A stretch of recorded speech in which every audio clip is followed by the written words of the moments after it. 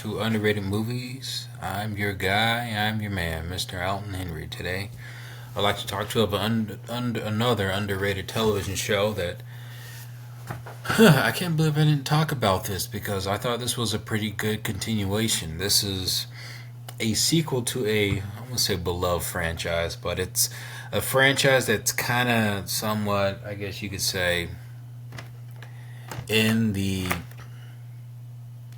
development, to say the least. This is the sequel to the Pacific Rim franchise, and it's called Pacific Rim Black.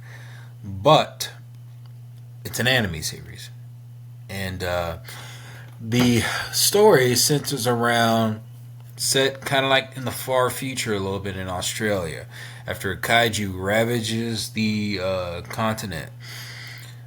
Siblings are trying to pretty much make their way back to their parents by traveling across. I think it is traveling across the state of Australia to try to rendezvous with or try to reunite with their family. But they come across with I wouldn't say crazy, but they come across a very crooked, criminalized smuggler. Maybe smuggler is not the right word, but like some sort of like arms dealer, like trade off kind of guy who pretty much he's pretty much an asshole. So they have to deal with him and his quest for seizing the Jaeger robot that the kids eventually end up discovering, while encountering some uniquely friends along the way. And hands down, this is way, way better than the 2018 sequel, live action sequel that was released in theaters. And this sequel spinoff, I would say it tries to do something different, and it doesn't try to repeat the same formula from the other Pacific Rim movies. It does something different where it deals like it feels kind of like a Western road kind of story. And I actually like that they took the direction from the original and pretty much put a little spin on it. It's a little bit more post-apocalyptic. Like they're pretty much in the middle of nowhere in Australia, and you pretty much have this brother and sister duo interact with the Jaeger, which actually talks to them by AI, and they form a bond with it, kind of like well, it's kind of I guess it's a cliche kind of plot trope with anime where they pretty much establish some sort of friendship with an AI bot learning ways of humanity. And it's very unique, man. It's very interesting. Like it's very interesting where they choose to kind of take this story. There's a lot of twists and turns. Especially, I remember season 2. There were a lot of, I guess you could say, plot twists that kind of dive the story into a different direction. And it's very unique. There's not like a lot of, I guess, like robot fighting per se. I mean, you have this robot fighting the Jaeger, which is not Jaeger, the kaiju. I don't get why they call it the kaiju. They just put like kanji, but they call it kaiju. I'll be honest with you, I think that's a terrible name for the monsters, but because it's funny. It's a reference to the genre itself, and it's unique. They try to be clever with it. It's a little side story, but I just think that's just a weird name. I think that's funny. Anyway, they do introduce a plot element of I'm trying to remember. Was it like these creatures or this kid?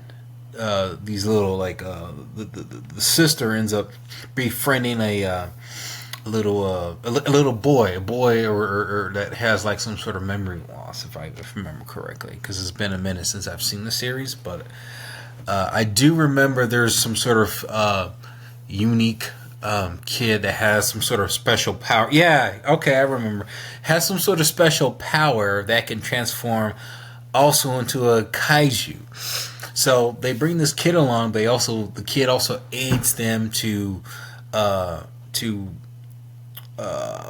their way on this journey to find their parents.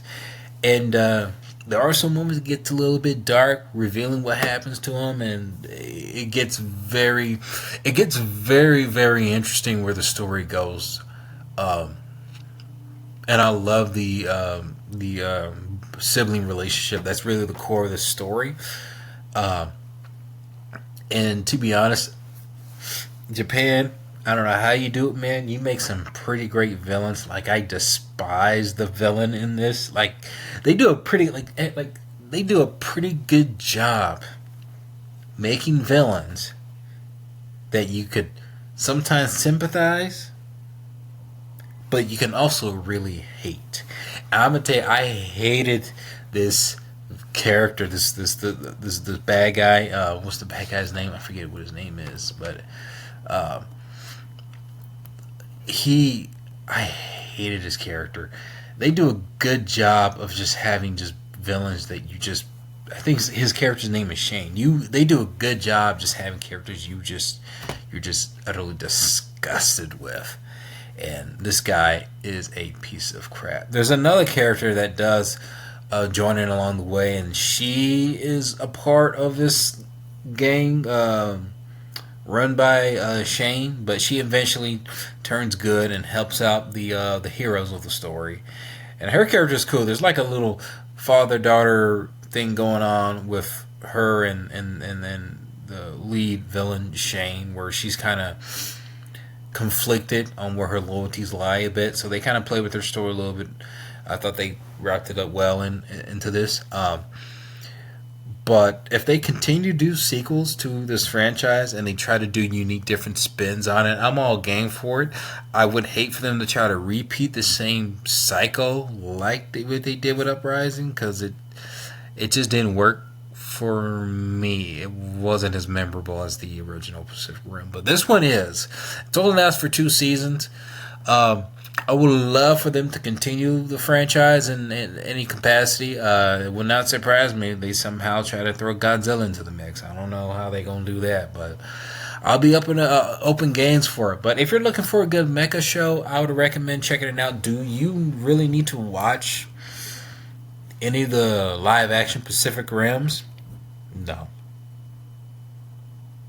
Because the story of the first Pacific Rim is so simple. I mean, if you just want more context, you don't necessarily need to. Because even when you watch the film of Pacific Rim, it's a simple just robots fighting monsters kind of story, and they pretty much laid it out quite and simple. It's like literally the most simplest plotline ever made. But this one tries to be a little bit more complex. I do recommend it. Pacific Rim Uprising. Have you seen it? Comment below. Let me know if you have. And let me know what is your favorite underrated Netflix anime TV show.